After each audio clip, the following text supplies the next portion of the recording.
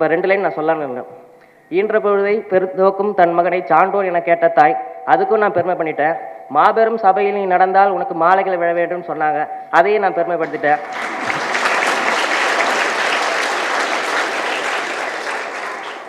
இப்போ நம்ம கோயில் நகரமான காஞ்சிபுரத்தில் இருக்கும்.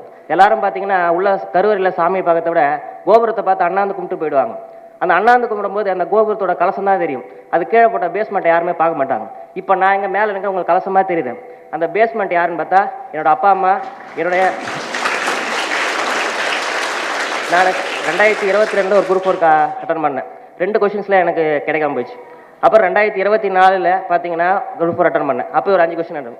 ஆனால் அந்த டைம் தவறிச்சு. ஆனால் இந்த 26 எனக்கு கிடைச்சிருச்சு. அதனால் ரொம்ப சந்தோஷப்படுறேன். நான் கடந்த 2 அட்டம்ப்ட்லையும் பார்த்தீங்கன்னா என்னென்ன தவறுலாம் பண்ணேன்னு சொல்லிட்டு எங்கள் அக்கா தான் ஃபுல் அண்ட் ஃபுல் சப்போர்ட் பண்ணாங்க. என்னன்னு சொன்னாங்கன்னா, நீ டெஸ்ட் பேட்ச் அட்டன் பண்ணு, அந்த டெஸ்ட்டில் பாரு என்னென்ன ஸ்ட்ரென்த்லாம் ஒன்று இருக்குது, என்னென்ன வீக்னஸ்லாம் இருக்குது, அதை கரெக்ஷன் பண்ணு அப்படின்னு அவங்க சொன்னாங்க.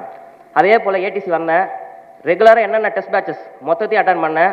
மாடல் எக்ஸாம் அட்டன் பண்ணேன். எல்லாத்தையும் அட்டன் பண்ணிவிட்டு எக்ஸாம் கிளியர் பண்ணியாச்சு. ரொம்ப பெருமையாக இருக்குது. ஏடிசி வந்திருக்கு. நீங்கள் இந்த ஃபியூச்சர் ஆஸ்பிரண்ட்லாம் கூட கரெக்டான பிளேஸை சூஸ் பண்ணியிருக்கீங்க. கரெக்டான இடத்துல இப்போ வந்து உட்காந்துருங்க. இவங்க என்ன சொல்கிறாங்களோ அதை ஃபுல்லாக ஃபாலோ பண்ணுங்கள். உங்களுக்கு எல்லாமே உங்களுக்கு வெற்றி கையில் கிடைக்கும். ஏன்னா டிஎன்பிசி பொறுத்த வரைக்கும் 4 நாள் ஒவ்வொரு அப்டேட், சிலபஸ் சேஞ்சஸ் ஆகும், கொஷின் பேப்பர் மாடல் வரும். அது எது எப்படி சேஞ்சஸ் ஆனாலும் சரி, ஏடிசி இருக்குது, நீங்கள் ஏன் கவலைப்படுத்தாது. ஏன்னா அது ஏற்ற மாதிரி ஒவ்வொரு வாரம் ஸ்டாஃபும் சரி, ஃபேக்கல்ட்டி மெம்பரும் சரி, அதுக்கேற்ற மாதிரி எப்படி நம்ம கேட்குறாங்களோ அதுக்கேற்ற மாதிரி அவங்களோட பின்னாடி உழைச்சி உங்களை முன்னாடி எடுத்து போயிட்டு அந்த டிஎன்பிசி ஆஃபீஸர் ஒரு அப்பாயின்மெண்ட் ஆர்டர் வாங்கி வெளியே நிற்கும் போது சார் வந்து பேட்டி எடுக்கிறாரு. என்ன சொல்லுங்கள், உங்கள் கஷ்டத்தை சொல்லுங்கன்னு சொன்னார். நான் வந்து 2020 என்னோட ஜேர்னி ஸ்டார்ட் பண்ணேன். இனி 5 வருஷம் ஆயிடுச்சு. இந்த 5 வருஷத்தில் நான் போராடாத கஷ்டமே இல்லை. ஏன்னா இப்போ பார்த்தீங்களா, எங்கள் அப்பா வந்து பார்த்தீங்கன்னா 65, இவங்க 60. இவருக்கு வந்து பைபாஸ் சர்ஜரி பண்ணாங்க.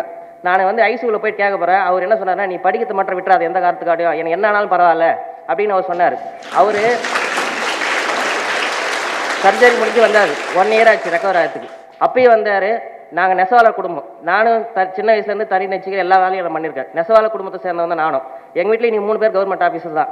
அவர் வந்து இன்னும் சரி இன்னி வரைக்கும் அந்த தறியில் உட்காந்து நாடா போட்டிருந்தார். காரணம், இந்த பெண்ணை எடுத்து நாளைக்கு ஒரு கவர்மெண்ட் ஆஃபீஸராக நீ சைன் பண்ணு, அப்போ தான் இந்த நாடா நான் கீழே வைப்பேன்னு சொன்னார். அதுக்கு பெருமை சேர்க்குற மாதிரி நான் இன்னைக்கு அவருக்கு கொடுத்துட்டேன்.